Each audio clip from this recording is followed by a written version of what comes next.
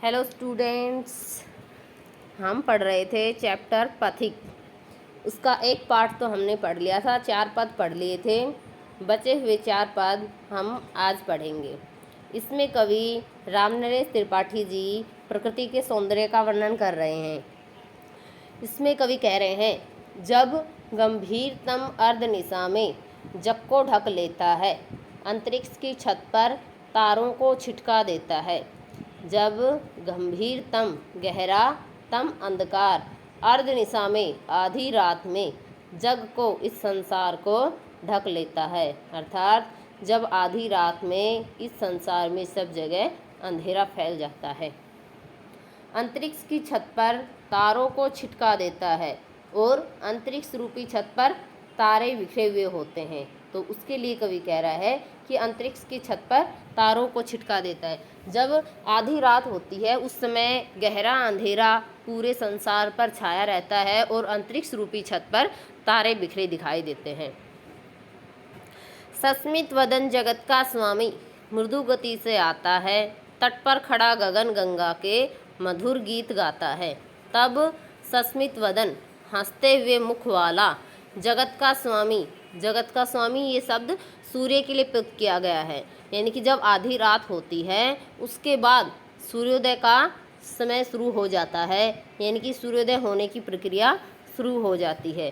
सूर्य तो हमें सुबह दिखाई देता है, लेकिन वापस घूमकर सूर्य के चक्कर लगाती हुई आती है, तो उसमें सूर्योदय होने का टाइम शुरू हो जाता है। तो उसके लिए कह रहा है कि सस्मित वदन, हंसते हुए मुख वाला, इस संसार का स्वामी अर्थात सूर्य मृदु गति से आता है, धीमी धीमी गति से आता है।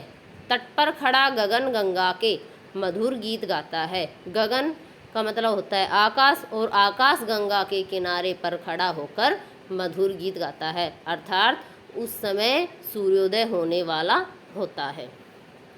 जब गंभीरतम अर्धनिशा में जग को ढक लेता है, अंतरिक्ष की छत पर तारों को छिटका देता है।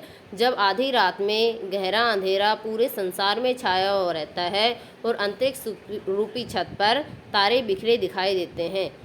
सस्मित वजन जगत का स्वामी मृदु गति से आता है, तट पर खड़ा गगन गंगा के मधुर गीत गाता है। उस समय हंसते हुए मुख वाला, इस संसार का स्वामी अर्थात सूर्य धीमी धीमी गति से आता है और आकाश गंगा के किनारे पर खड़ा होकर मधुर गीत गाता है, अर्थात उस समय सूर्योदय होने का समय हो जाता है।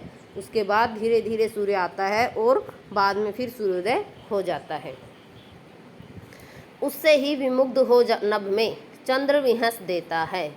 फिर कह रहा है कि उससे ही विमुग्ध हो, उस पर ही मोहित होकर नभ में, आकाश में चंद्रमा विहंस देता है, हंसने लगता है। उस पर ही मोहित होकर आकाश में चंद्रमा हंसने लगता है। यानी कि आधी रात में सूर्य तो दिखाई नहीं देता, लेकिन उसकी प्रक्रिया शुरू हो जाती है, तब आकाश में चंद्रमा दिखाई देता है और कह रहा है कि वो ऐसा लगता है जैसे वो हंस रहा है। यहाँ पर कवि ने मानवीकरण अलंकार का प्रयोग करते हुए कहा है कि चंद्रमा हंसने लगता है, उस पर ही मोहित होकर आकाश में चंद्रमा हंसने लगता है।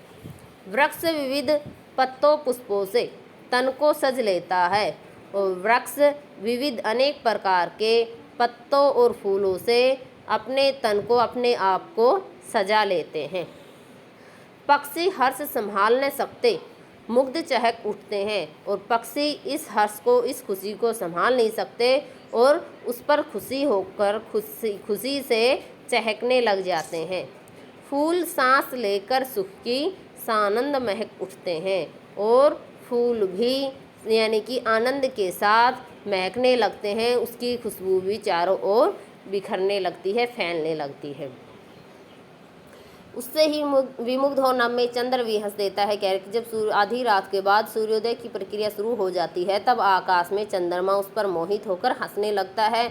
वृक्ष अनेक पत्तों और फूलों से अपने आप को सजा लेते हैं। पक्षी हर्ष संभाल न सकते, मुग्ध चहक उठते हैं, और जब सूर्योदय होता है तो पक्षी इस खुशी को संभाल नहीं पाते और उस पर मोहित होकर चहकने लग जाते हैं। फूल सांस लेकर सुख की सानंद महक उठते हैं, और फूल भी सांस लेकर यानी कि खिलकर पूरे खिल जाते हैं और आनंद पूर्वक अपनी खुशबू फैलाते हैं। वन उपवन गिरी सानु कुंज में मेघ बरस पड़ते हैं, मेरा आत्म प्रलय होता है, नयन नीर झरते हैं। अब कवि कह रहा है कि वनों में, उपवनों, बगीचों में, गिरी पर्वतों पर, सानु समतल भूमि में, कुंज पेड़ों के झुंडों में मेघ बरस पड़ते हैं, यानी कि बादल बरसात करते हैं। इन सभी जगह पर, वनों में, बगीचों में, पर्वतों पर, समतल भूमि पर, पेड़ों के झुंडों में, झाड़ियों में, सब जगह बादल बरसात करते हैं। मेरा आत्म प्रलय होता है, नयन नीर झरते हैं। और उस समय जो प्रकृति का माहौल होता है वो इतना सुंदर होता है कि मेरा मन में प्रलय होती है, यानी कि एक तरह से मेरा आत्म मंथन होता है और मेरे आँखों से खुशी के आंसू गिरने लगते हैं। पढ़ो लहर तट तृण तरु, गिरी नभ किरण जलद पर प्यारी, लिखी हुई ये मधुर कहानी विश्व विमोहन हारी। अब कवि फिर से अपनी प्रियतमा को संबोधित करता हुआ कह रहा है कि पूरे विश्व को विमोहनहारी, मोहित करने वाली जो ये मधुर कहानी लिखी हुई है, कहाँ कहाँ पर, लहरों पर, तट पर, तिनके तिनके पर, पेड़ों पर, पर्वतों पर, आकाश में किरणों पर और जलद बादलों पर, जो एक प्यारी कहानी, विश्व को मोहित करने वाली मधुर कहानी लिखी हुई है, इसे तुम पढ़ो। एक बार फिर से देखते हैं। वनों, उपवनों, पर्वतों, समतल भूमि, पेड़ों के झुंडों समूह पर जब बादल बरसात करते हैं तो उस समय मेरा आत्म मंथन होता है और ये इतना सुंदर दृश्य देखकर मेरे आंखों से आंसू गिरने लगते हैं। कवि अपनी प्रियतमा को संबोधित करता हुआ कह रहा है कि हे प्रियतमा, जो ये संसार में, इस प्रकृति के प्रत्येक लहर पर, इसके सागर के किनारे, तिनके पर, पेड़ों पर, पर्वतों पर, आकाश में किरणों पर और बादलों पर जो एक प्यारी सी, विश्व को मोहित करने वाली मधुर कहानी लिखी हुई है, उसे पढ़ो। कैसी मधुर मनोहर उज्जवल है ये प्रेम कहानी, जी में है अक्सर मन इसके बनो विश्व की मानी।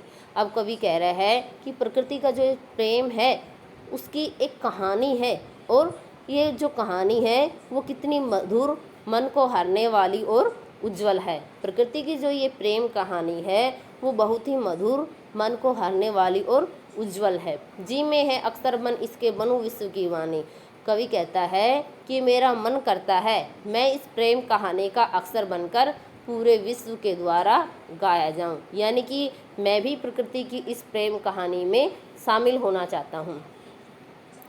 स्थिर पवित्र आनंद प्रवाहित, सदा शांति सुखकर है, आहा प्रेम का राज्य परम सुंदर अतिशय सुंदर है।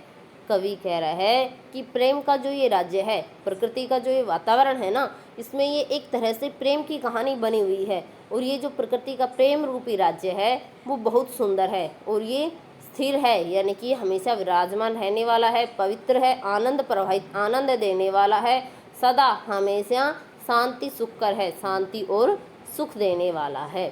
कवि कह रहा है कि प्रकृति का जो ये प्रेम रूपी राज्य है वो बहुत सुंदर है, बहुत ही स्थायी है, पवित्र है, आनंद, शांति और सुख देने वाला है। इसका हिंदी अनुवाद आपको अपनी नोटबुक में करना है और अगर आपको कोई डाउट हो तो मेरे पर्सनल नंबर पर कांटेक्ट करके उसे आप क्लियर कर सकते हैं।